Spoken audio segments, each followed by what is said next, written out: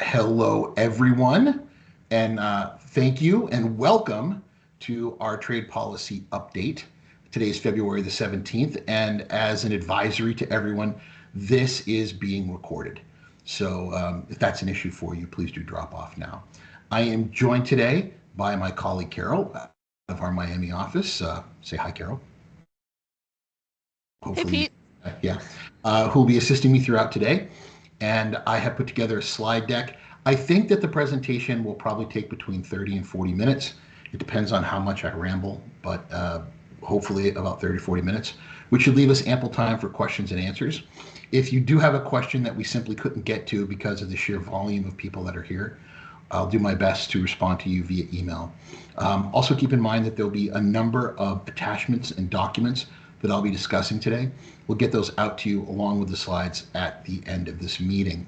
If you have a question, I ask that you use the chat feature, which is a little voice bubble in the middle there on the left, for those of you not familiar with Teams, to put that in there. And we will get to it, probably not during the body of the presentation, but at some point at the end. But do put up your questions throughout this entire presentation. And I guess with that, we'll probably just get started. So again, thank you all for joining. I know that there's a tremendous amount of anxiety regarding these tariffs right now, and with good reason.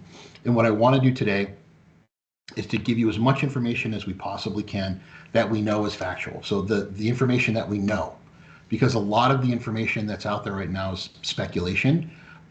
It is purposely a little bit vague because of trade policy. And some of it that you're hearing in the media right now has more to do with the political side of things. And I want to make that point clear as well today. This is a charged topic regarding politics. We don't discuss politics. And I would appreciate it if you were mindful of that as you put in your comments and your questions. It's probably just not the best place to do it. So with that, I'm going to get started. Okay, everybody. Carol, are my slides up? Can you see them okay?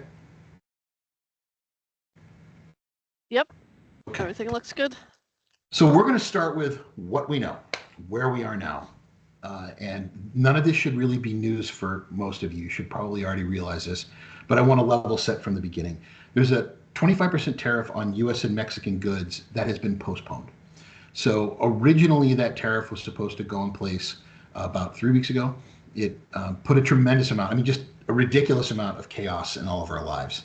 I know I'm not the only person, I mean, I certainly know Carol, but I'm not the only person on this call that was getting phone calls from colleagues, from vendors, from customers all over the place, trying to understand exactly what it would imply, what it was going to hit and when. That tariff is meant to be subjected to all goods. The only exception on the Canadian side would be for energy, which they were going to tariff at 10%. However, the president worked with Mexico and with Canada and has come to a meaningful resolution at this point as a start to a plan that resulted in a staffing of people on the southern border on the Mexican side, and unprecedented cooperation between the U.S. and Mexico regarding fentanyl imports. So both countries appear to be on a path right now that should keep this being a rolling 30-day review. As the numbers come into the White House about how well the strategy is working, and if it does appear that it's making a dent on the issue, those tariffs will likely continue to be postponed. Really depends on the numbers, and that's nothing that any of us can do anything about. So keep an eye on it. Do pay attention to CBP's reports on both fentanyl seizures. A lot of that's on Twitter, by the way, so do follow CBP on Twitter for very up-to-date information, as well as immigration numbers on the southern border. If both of those appear to be impacted by the change in policy, it's likely that you're going to see this continue to be kicked down the road in 30-day increments. Please keep in mind that next year, in 2026, US, Mexico, and Canada are going to be renegotiating the United States Mexico Canadian Free Trade Agreement. I've got more information on that in a bit here, but this is absolutely setting up for a much more contentious conversation next year regarding these changes to tariffs of this free trade agreement. So this will probably end up getting a little spicier as we get closer to those negotiations. A 10% tariff on China has been executed through the International Economic Emergency Powers Act by the White House, and that 10% tariff is in response to fentanyl imports into America, the smuggling of both fentanyl into the U.S. as well as the precursors to making fentanyl, the overwhelming majority of which come from China. The president has told China the expectations on that end of what he would like to see. A significant amount of that is stepped up and increased enforcement on smugglers, on exporters of these particular products. But they are in place. There are no exemptions, period. There are no exceptions, period. And there will not be an exemption or any other process to that. The 25% additional tariff on steel and aluminum, sort of an important point to bring out here for those of you who are newer to this world of chaos, is that so Carol and I, as an example, our friend Robert that we work with, we tend to keep a nice, calm, even keel until the Federal Register notice about these actions come out. The Federal Register notice is a regular document that's put out by the government that explains things that are going to be impacting and happening soon. So until you see the Federal Register notice, we don't really know what products are going to be impacted. We don't really understand how it's going to be executed and enforced at the border. That Federal Register notice is a very important thing for you to watch as well. Now, you can have it sent to your email directly, so I would suggest you do that as these new tariffs are coming around. Now, on all three of these tariffs, a really important thing has happened that got all of our attention. Whoever is writing these executive orders, whoever is working with the president on putting up these actions really knows our business, because they have taken out most of the loopholes that we would use in order to try to avoid or recover or eliminate these tariffs. First and foremost, these tariffs are not eligible for duty drawback. So in the last big, cataclysmic thing that happened to us, the 301 tariffs, there was some solace for a significant amount of American importers that if they re-exported these goods to Mexico or to Canada, or if they were re-exporting them as part of an assembled product, they could go back and they could reclaim those tariffs. They could get a refund going back 5 years. And that is not going to be the case on these new tariffs. It appears that any of the tariffs that are going to be proposed are going to have that same feature to them. So unfortunately, something that we were pretty successful in helping clients with isn't going to be there for these particular tariffs. Also, on all these tariffs, there are no exclusions, there are no exemptions. As a matter of fact, if you read the Federal Register notice, they're taking great pains to eliminate existing exemptions and existing agreements that have been agreed on prior to this execution. The last thing I'll mention is for those of you who are wondering, could I use a foreign trade zone to avoid paying these tariffs? Well, you could use it to avoid them for a period of time. You have to enter them in foreign privilege status. I believe that's correct. Correct me if I'm wrong, Carol. And when you import them under that status, when they come That's out, correct. when they come out of the zone for domestic consumption, you'll have to pay those tariffs then. So you could avoid it if they're going to be in there for a while. But once they do exit the zone, you're going to end up paying the tariffs anyway. So that's all really to illustrate to you that there is a lot of thought that's gone into these and how to execute them. So you're probably going to have a hard time finding ways around these tariffs. Additionally, there are more tariffs that are being proposed for China. They're forthcoming. Those tariffs will be anywhere in the neighborhood of 35 to 65% with everything else that's already out there. So before anyone asks, yes, these are in addition to your regular ad valorem tariffs, 232s, 301s, anti-dumping, countervailing duties. They're all stacked on top of each other. So this is in addition to any existing tariff that you may already be paying. Lastly, last week, the president made it clear that he intends to put reciprocal tariffs on certain countries. And we'll get into all of these in more detail as we go through the presentation. But the reciprocal tariffs are in situations where a country has a higher tariff on imports of American goods than we have on imports of their goods. So the example I constantly give is automobiles. If you were to import a car into Europe from the United States, there is generally a 10% tariff on that car coming from America. If you were going to import a European car into America, the tariff is 2.5%. So what makes this complicated is there's so many individual harmonized tariff codes. And it brings up a lot of questions about how will they target this? Will it be individual industries, or will it be everything they can possibly find?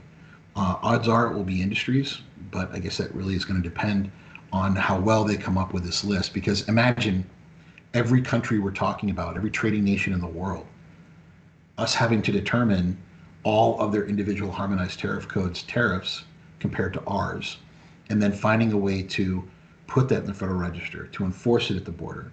It would appear that the more likely outcome is that it will be on individual industries. So think, I'll show you some in a minute, but like automotive, medical, anything that has to do with pharmaceutical. You'll see it as we get into some of the visuals here today. So an important an important note about a policy consideration that the president has right now. The president is considering creating a new revenue organization called the External Revenue Service, the ERS. The External Revenue Service would completely upend the way that we currently pay our tariffs in America. The External Revenue Service would be an organization with a website that would require a foreign exporter to go to the website, tell the ERS their intention to export goods to the United States, give the harmonized tariff code, the value, a lot of the information necessary to determine what the tariffs would be. And then the ERS would give a bill to that foreign supplier. So in this instance, that would mean that the Chinese foreign supplier would pay the tariffs prior to export. And this is incredibly impactful for a number of reasons.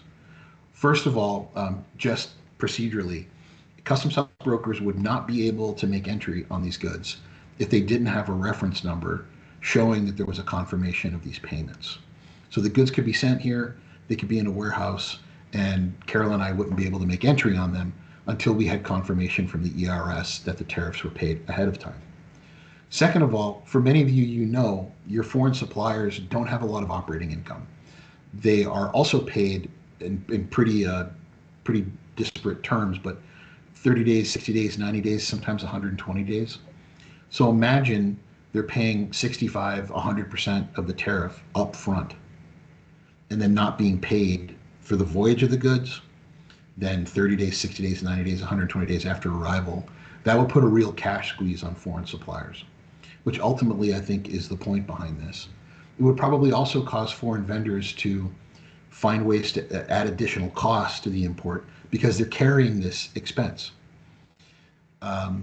The White House is very serious about considering this, and they're looking deeply into whether or not this is an outcome that they feel would get them their broader trade goals accomplished.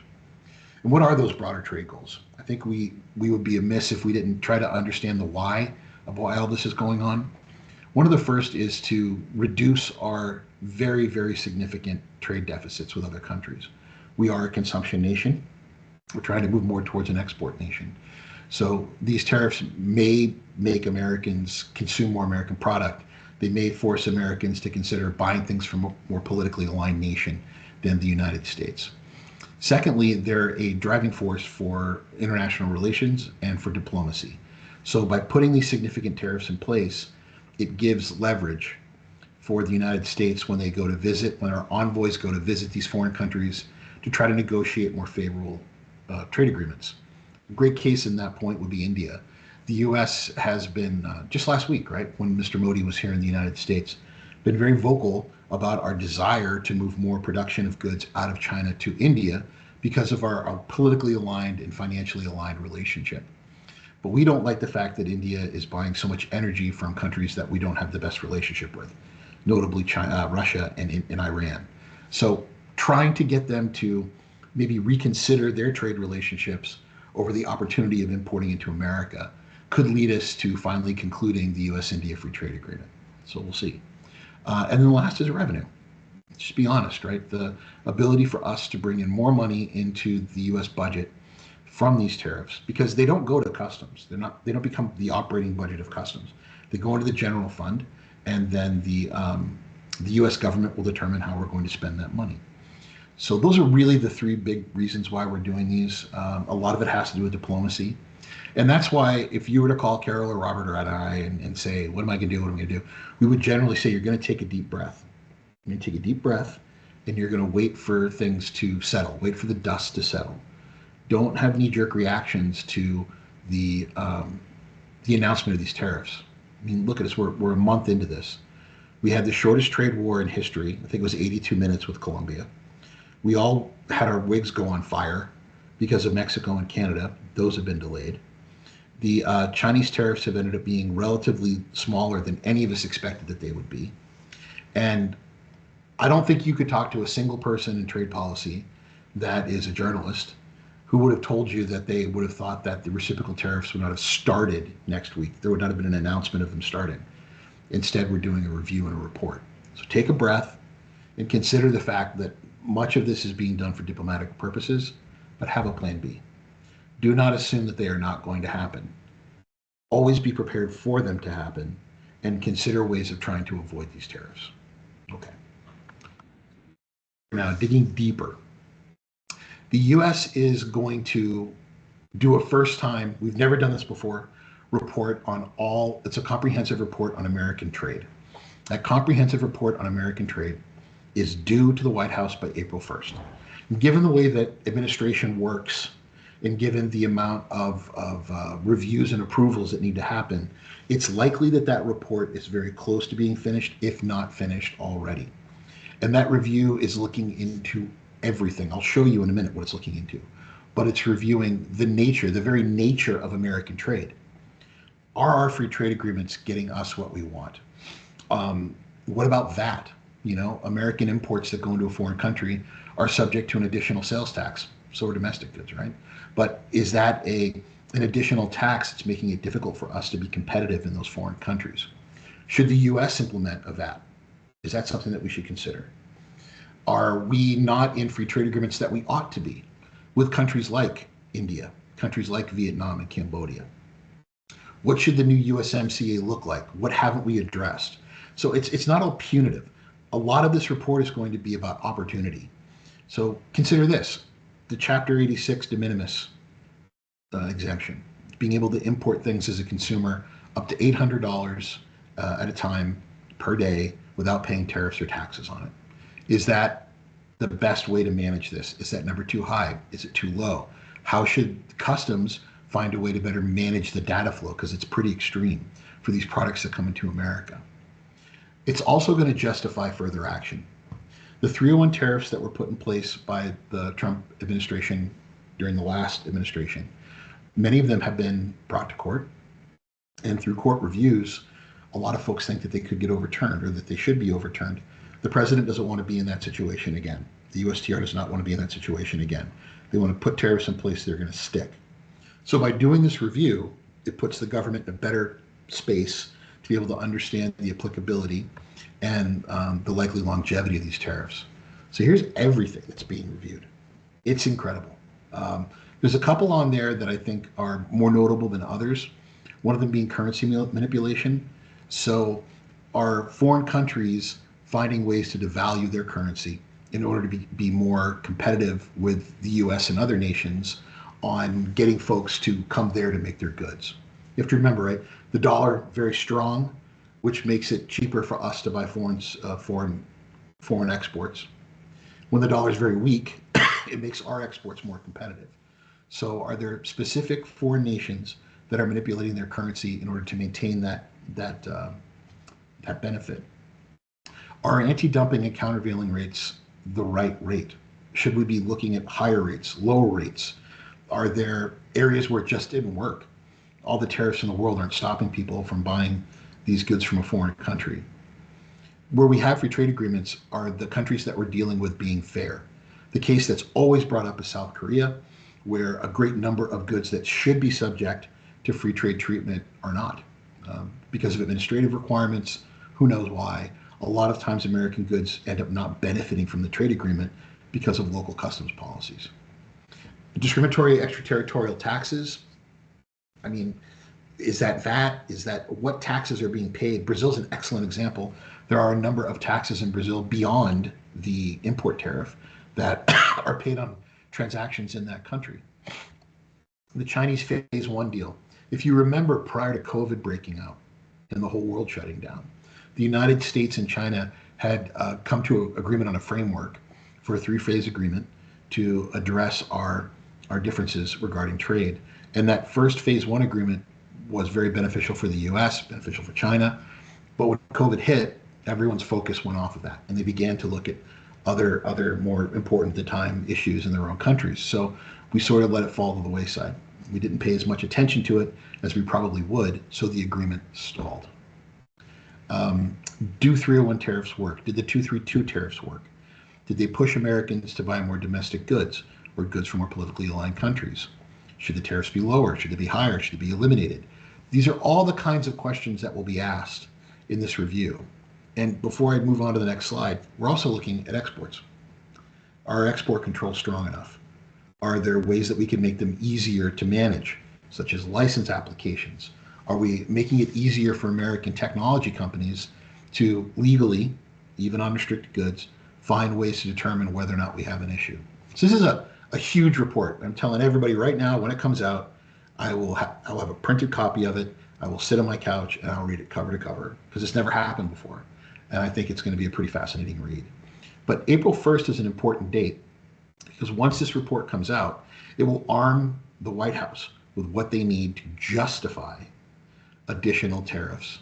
And not only justify them, but determine how high they ought to be.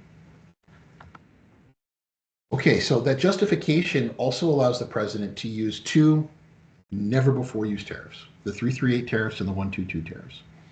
The 122 tariffs are about balances of payments. The 338s are about unfair trade practices. One of the things that we expect will come out of this report is that China has been accused of using slave labor and forced labor a great deal. So is this a justification for additional tariffs? Intellectual property theft, alleged intellectual property theft, is that something that should be required as well? These tariffs do have a ceiling. So the 338s cannot go farther than 50% of additional tariff, and the 122 tariffs are only 15%. It's also important to note that the 122 tariffs only last for 150 days, at which point they have to be reevaluated, reviewed, and approved by Congress. So are we going to expect Congress to continue to allow these tariffs from happening with a pretty tight majority? There's not a whole lot there for the Republicans to push. So the pushing of Mexico and Canada, I think that's going to be, again, this is just Pete talking, so just take it with a grain of salt. I think that those are probably going to be kicked down the road a great deal, and then bubble up again as we get closer to renegotiating USMCA. But there's a great deal of focus of not overusing the Emergency Economic Powers Act. They don't want to have to use it over and over again if they don't need to use it over and over again, because you have to come up with a justification when you do it. All right. So one thing to keep in mind about there's three prizes here. Okay, the three prizes for the USTR are China, Mexico, and Canada. There's a 4A prize in there, Vietnam, and then after that, India.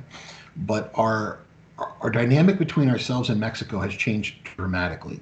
The United States, when NAFTA first passed, was not trading to the level with Mexico that we are now. Mexico's economy has grown substantially. Their ability to, in a high-tech environment, produce goods for the world has just absolutely blown up. And they have become one of the most important trading countries in the world after these 30 years.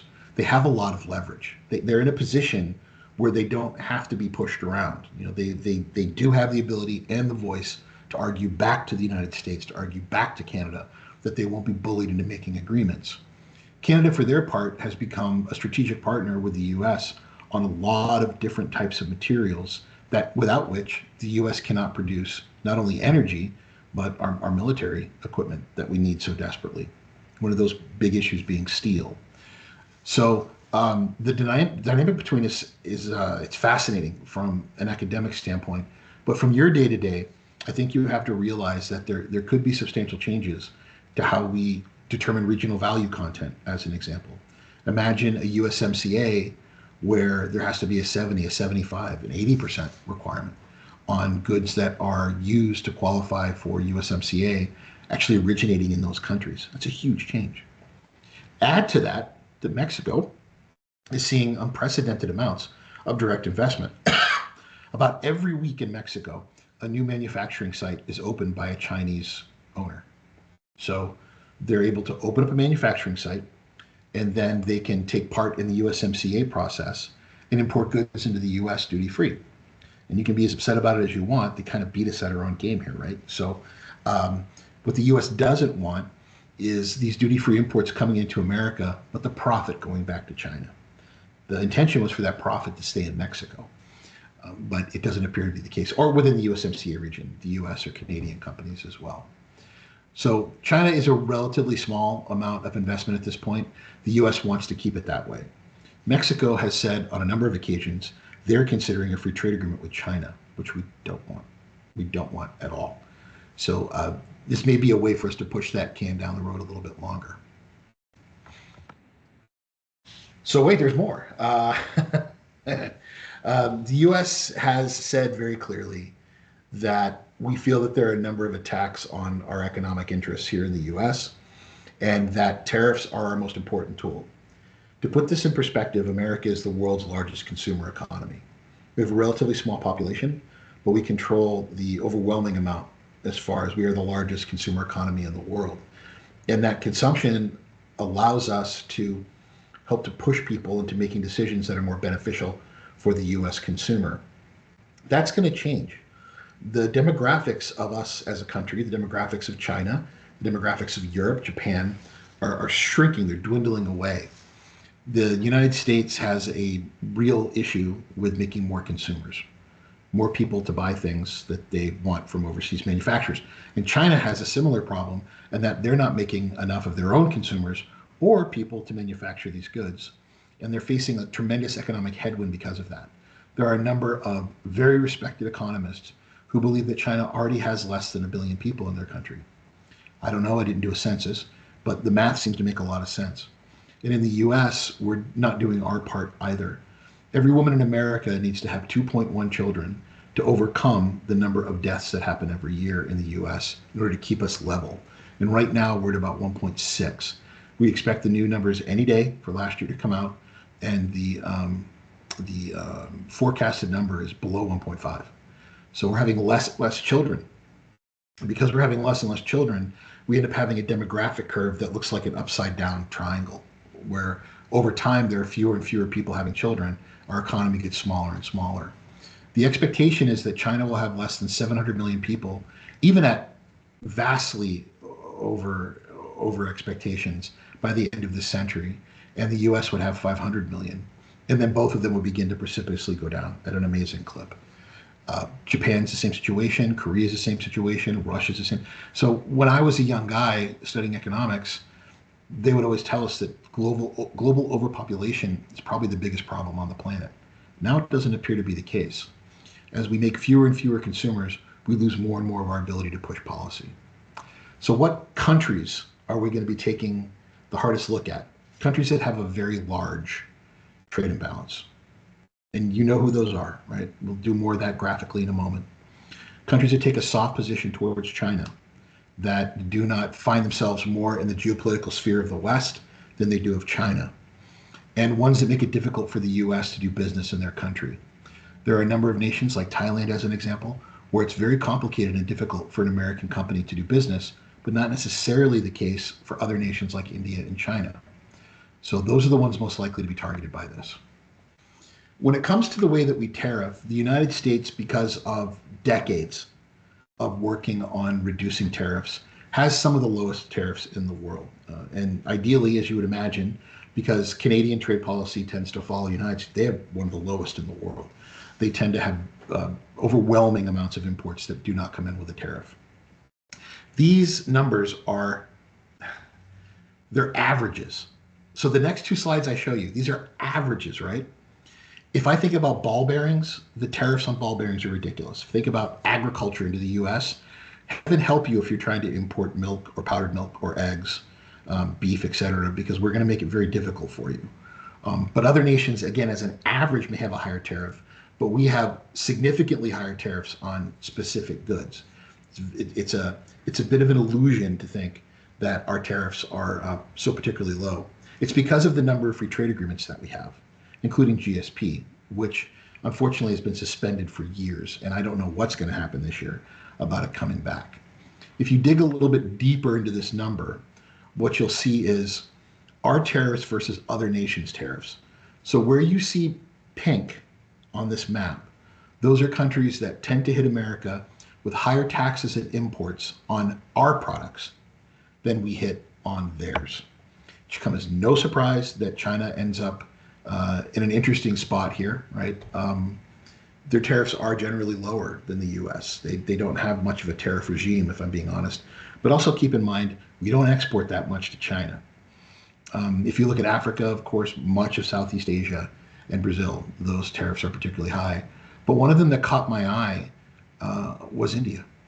India, Argentina, both of them, but India in particular. This is a country that the United States is working desperately to try to not just limit tariffs on, but to do everything we can to promote a deeper trade relationship. So I'm very concerned about Vietnam, Cambodia, very concerned about Brazil and Argentina. I'm very concerned about most of Africa as well, which is becoming an extremely important trading continent. They are the next step in the traveling of inexpensive labor. You know, China, India, Mexico, most likely Africa will be the next manufacturing bed for these goods. Since we're worried about our ability to have this leverage long term, we're trying, it would appear, that we're trying to lock in free trade agreements now before we begin to lose the ability to have that leverage. We're looking for long-term trade agreements and long-term ways to manage this. So getting deeper into the numbers, just looking at Mexico and Canada, when you begin to see the types of products that we import, where tariffs are wildly different, where we're far too dependent on a particular type of product, it becomes pretty clear which ones they are. So I won't go through all of them for you, but you can see where we have a pretty significant trade imbalance with these two countries. That was the whole point of NAFTA. That was the whole point of its continuation through the USMCA. We wanted to become a region where relatively inexpensive Mexican labor with American and Canadian technologies and raw materials and their enormous markets would benefit all three of these countries. So we've gotten ourselves here over the past 30 years on purpose. We did this on purpose. And when COVID hit, we escalated it.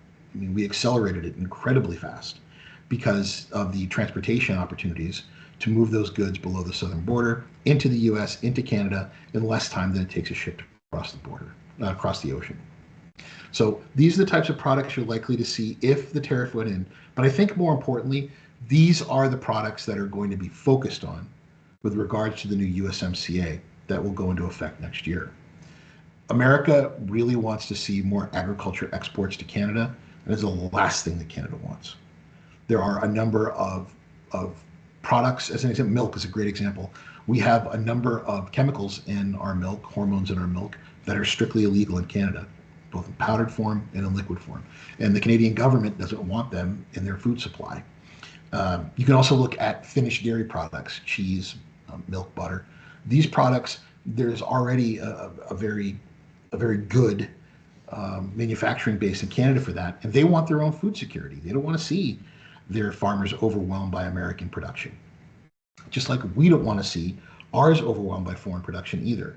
Food security is an important part of being strategically in a good place when it comes to things like wars, famines, etc. So we don't want to lose that. They don't either. So that's going to be a place where there's a lot of argument. E-commerce. Are we okay with this idea of a third country being involved in e-commerce where goods leave one country, they're held in inventory in Mexico or Canada, and then distributed one at a time under de minimis? Are we okay with that? Right now, de minimis is still in place until customs comes up with a better solution for managing all the data and all the goods that are coming through. But it's not going to take very long before they figure that out. And then de minimis for China is going to be exempted again, which means that much of the e-commerce that we've enjoyed as a nation is going to go away as well, as far as that lower cost. The cost will be higher, the e-commerce will still be available, but you're going to be paying those tariffs wrapped up in the cost of the goods, as well as other processing fees that are associated with it. When we look at EU goods that come into America, this is pretty amazing. So we are very dependent on European pharmaceuticals, European medical devices, parts and accessories for that, and the technology that's associated with it. We buy an incredible amount of cars, from our friends in Europe.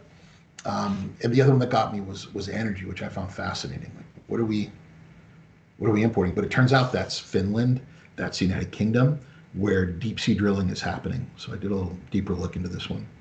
But a lot of this, as you can see, has to do with aerospace, has to do with automotive, has to do with healthcare. And those are the areas most likely to be targeted with these reciprocal tariffs that we expect to know more about in a couple of months. And again, that reciprocal tariff will likely be to the level of the tariff that Europe is charging us. So I would not assume that it would be more than that. I would assume it would be the same as. We're going to be fair. If you're going to tax us this much, we're going to tax you that much. For the US, Mexico, and Canada, it's a little bit different when we look at them in aggregate. I had no idea, absolutely no idea, that so much of our imports of delivery trucks are coming in from Mexico and from Canada, but I guess it makes sense because of NAFTA. Much of this product base is being made by countries that are making them for around the world in Mexico with North American technology. And then computers. This also got my attention, but I guess it shouldn't when you have massive OEMs in Mexico that are producing so many of these goods. I was fortunate enough to visit one a few weeks ago. It was incredible. It was on par, and in parts of it better than ones that I'd seen in China. Absolutely incredible tour. Cars, of course, telephones, again, the OEMs that are manufacturing this. And the other one was batteries, which as we begin to really embrace the idea of electric cars, if we do, and as that technology promulgates around North America, more and more of those batteries are probably going to be made in Mexico than they are in China, than they are in the United States and Canada. But if you look at all three of those together, Mexico is clearly the one, quote unquote, winning here. Canada is the other one that's clearly winning because of petroleum. So I'm fascinated by this as we go along it. But where you see the gray, that's China, right? So it's kind of a crappy graph, honestly, from the color perspective. But if you begin to look at our imports on certain products versus exports, it's pretty clear who's going to get hit by these. The big steel tariffs, and aluminum tariffs of 25%, really are going to impact no other country harder than they're going to impact Canada. A significant portion of the steel that we use to produce things in America is coming from Canada. Same thing for aluminum.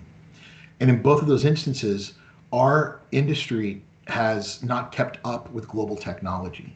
So our ability to use more advanced technology to produce these materials has been hamstrung. I don't believe it was done on purpose, but it's been hamstrung in the United States, where we just can't keep up with the production methodologies and technology of these other nations.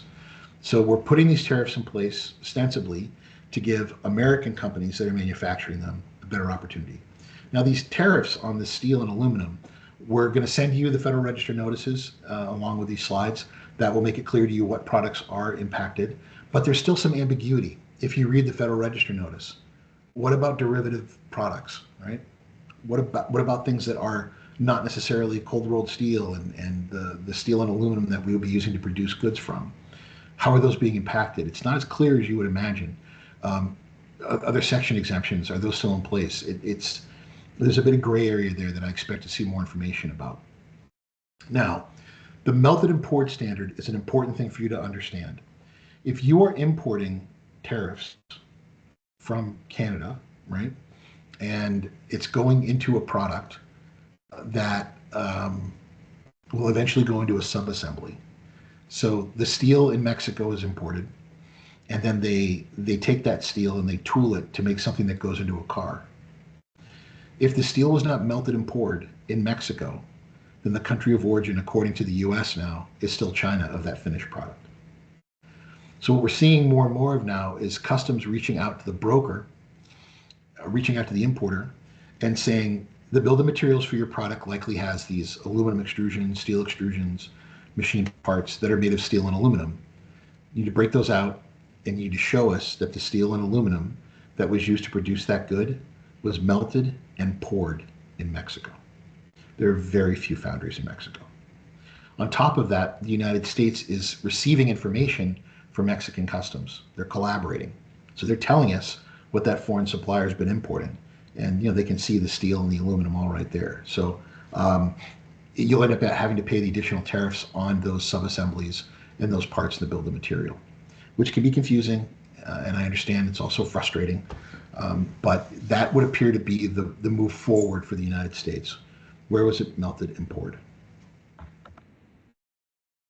What countries are going to be hit? Now, so you'll notice that China, Vietnam, and Cambodia are not on this list. That's because they're non-market economies. They're treated very differently by the USTR. They're they're not free-floating capitalist countries. So we have to look at them differently economically when we put these sort of processes in place. And the ones that get my attention the most are Canada, Mexico, and Thailand. So are those nations tough on China? Do those nations use a tremendous amount of their GDP on military spending, on the defense of the Western world? Do they make it easy for American companies to do business there? So for some of you, you have other countries that are on here, the Luxembourgs, the Turkeys, the Hungaries. But the ones that really are being focused on right now are certainly Canada, Thailand, and Mexico. And this type of analysis is really, the government is focusing on trade imbalances. The government is focusing on strategic industries that they want to see grow and flourish in the U.S. because of a over-dependency on manufacturing of those goods in other countries. Great example of that is syringes. About 97% of all the syringes that come into America are imported. Of all of our syringes, they're imported that we use. And around, I think 93% of them come from China. So, if they decided to stop selling us syringes, that'd be a real short-term problem that cause a lot of loss of life. So how do we manage that moving forward? But again, it really comes down to diplomacy. And why now? Why are we so focused on it now? The United States is very concerned about inflation. So having these tariffs in place for a long period of time could cause additional inflation, which is the last thing that we want right now. All right?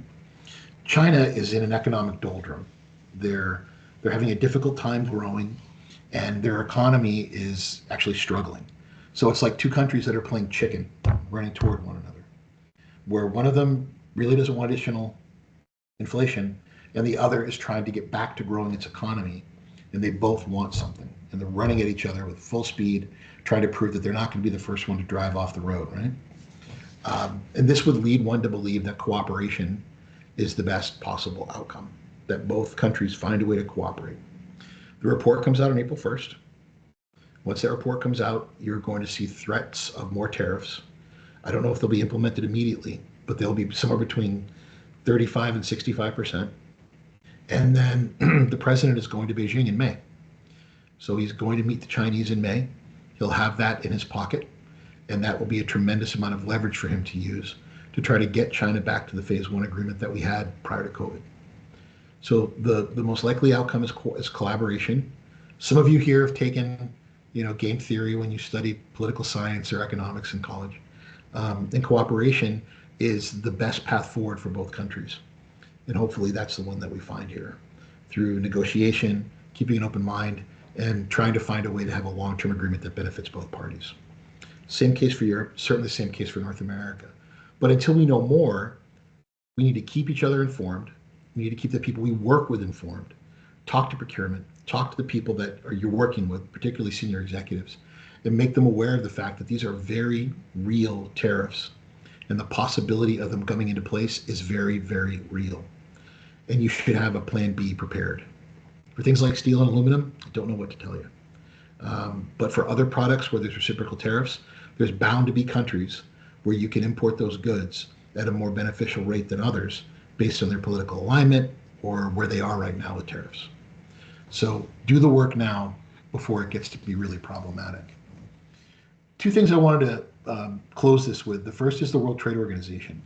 All of these countries over time, all of them, as we put these tariffs into place, are going to go file with the World Trade Organization. They're going to say these tariffs aren't fair, do something about them. The WTO process takes years. So if you're thinking that we're going to change course based on that, you're wrong.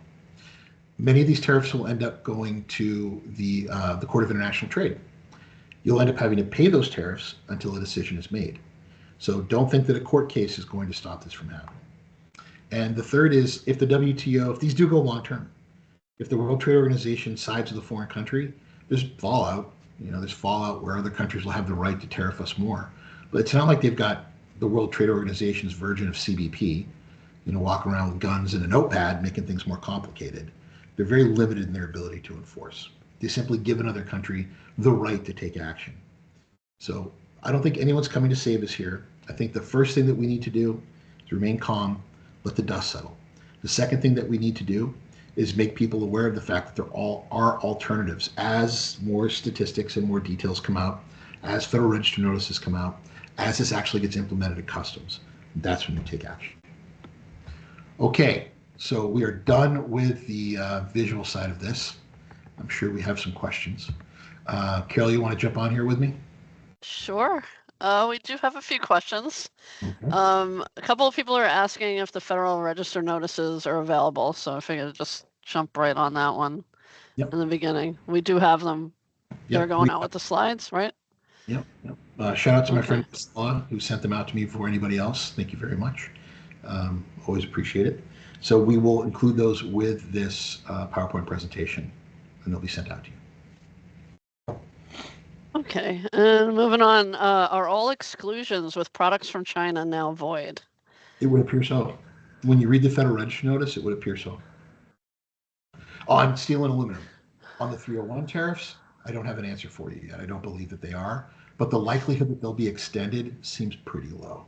I don't, for the past couple of years, right? We've been waiting. Are they going to extend the 301 extensions? Are they going to do it? Are they going to do it? These exemptions? And then last minute, most of them, if not all of them, would be extended. I don't think that this particular USTR in this administration is very keen on that idea. Yep. Okay, how is the new tariff implemented on shipments that are currently in transit? So, great question. The cutoff date was February the 1st when they had to be out of the country. They've got to arrive in the U.S. before March the 2nd. I think that's right, Carol. Yeah.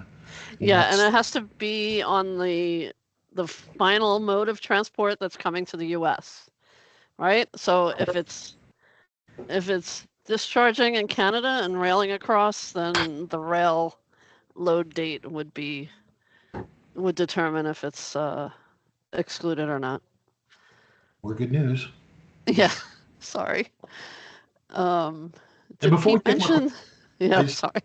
I want to let everybody know we're all in this together. This, like, you wake up every morning and think to yourself, what fresh hell, right? What's going to happen today?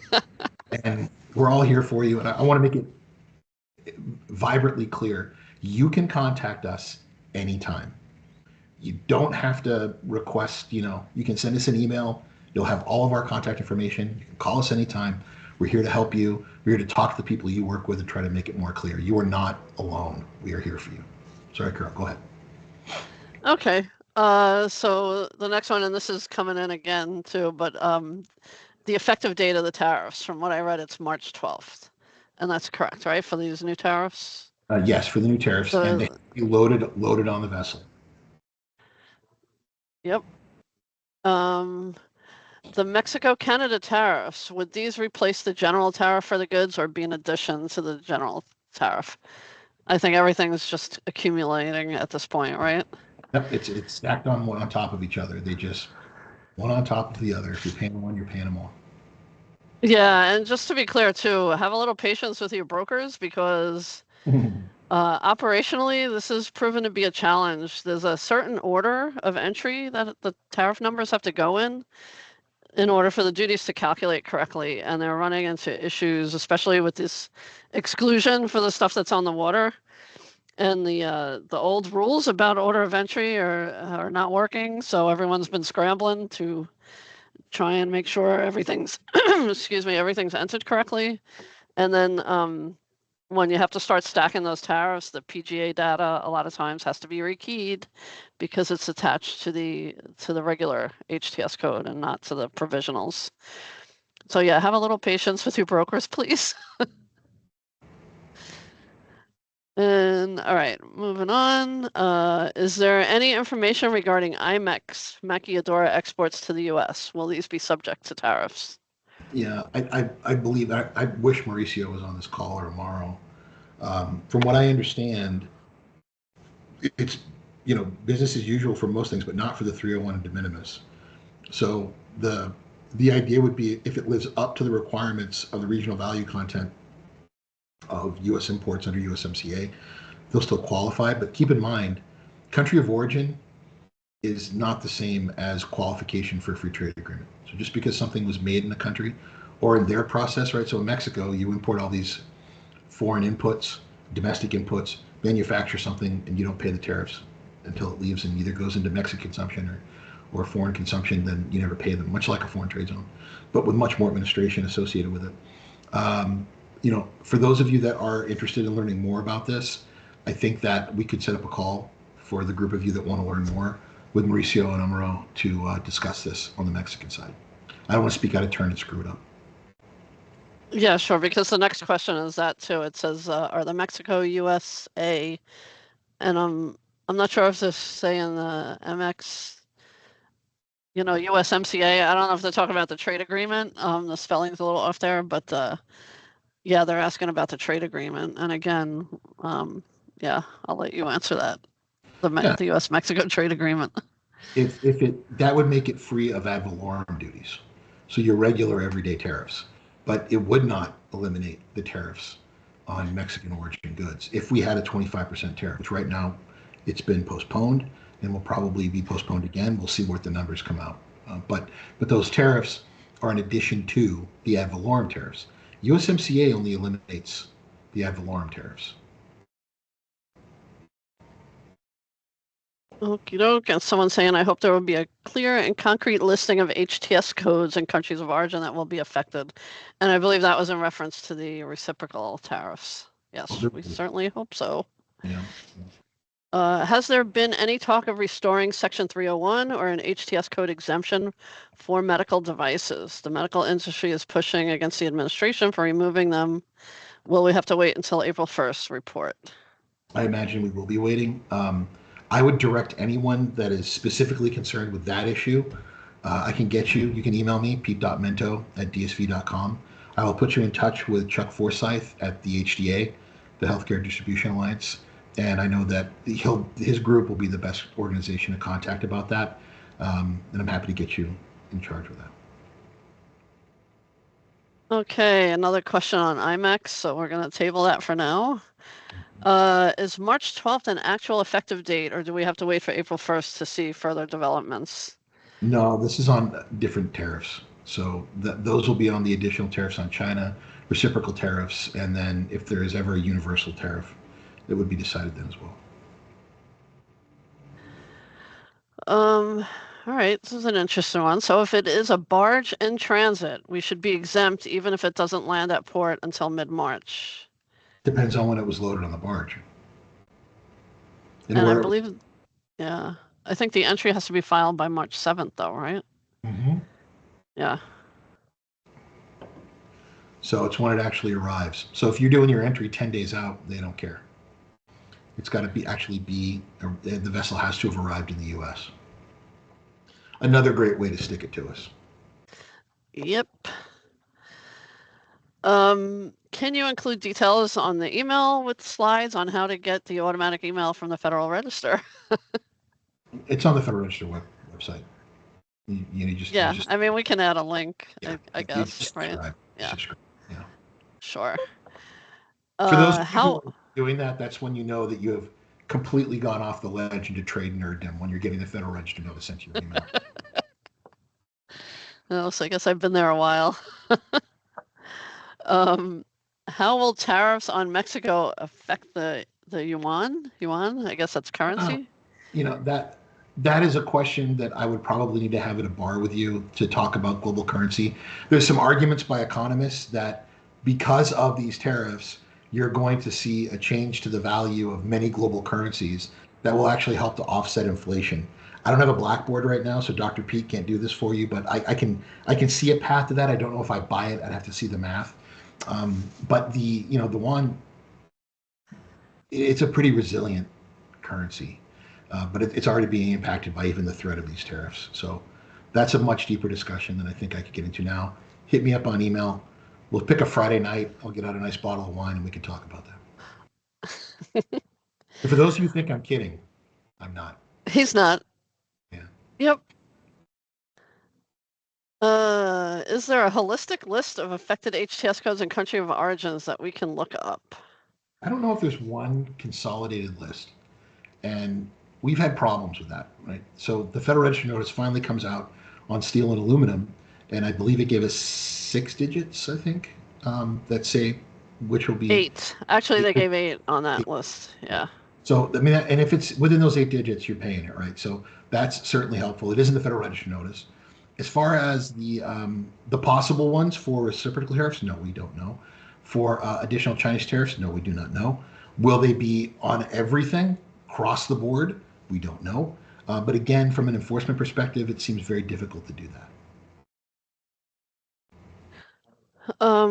Okay, moving on. I missed the discussion on the steel exclusion. It has an expiration date of May 31st. Is that no longer holding?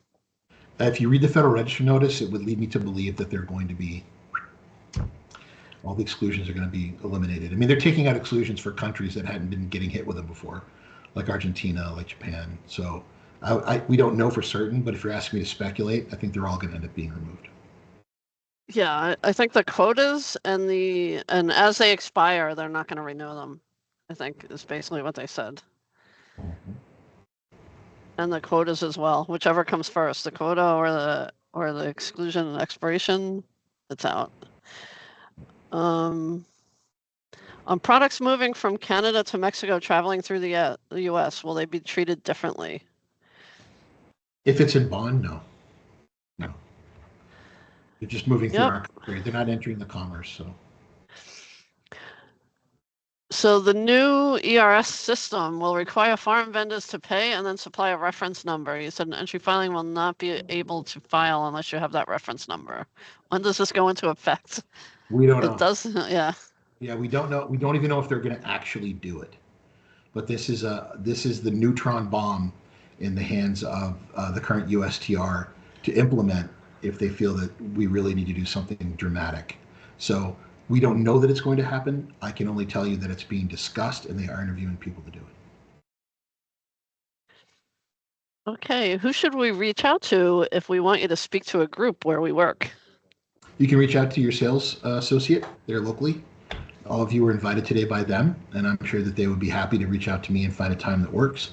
Right now, if it's going to be in March, maybe even early April, it's going to be remote because I'm anywhere but where I want to be for probably the next 60 days. So, but we will find time to make that work for you. So please do reach out to your local representative and they'll get it on my calendar. And I'm happy to do that. I'm happy to take questions from them and we can really try to make those people aware of what you're probably struggling with as a trade professional. Okay, right, we have a few people that would like to sign up for your Friday night virtual currency discussion. We'll get that started. I've heard there are possible tariffs coming for Europe. How likely?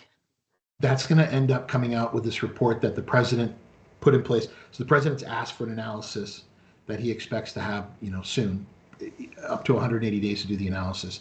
Europe would certainly be on there. And I would expect that at some point in April, we'll know not only what products are going to be impacted, but to what degree. Jeff would like to know what bottle of Malbec he should bring. Whatever one you're going to drink, man. Whatever one you're going to drink. Can you confirm your email? That is Pete Mento's email for those asking in the chat. Not all steel products are new. What should companies who buy durable steel products from distributors, which may have been made years prior, do when no mill certificates are available? I believe that in that situation, you're going to end up getting questions from customs, and you're going to have affidavits and documents from that foreign supplier showing that they were recycled. But if it's coming into the country, if it's being imported at time of import, you're going to end up paying those tariffs. And with that, we're going to close it down. I want to thank all of you for joining us today. The recording will be made available. Please reach out to your local representative. I want to thank all of them for putting this together today. It wouldn't have happened without them, so you should be thanking them as well. I want to thank my my incredible colleague and friend Carol for coming on today and helping me today. And everyone be safe. Try to keep your wits about you. Take a deep breath, and we're here if you need help, okay? Thanks, everyone. Have a great day. Don't panic. Don't panic. Bye now. Bye, all.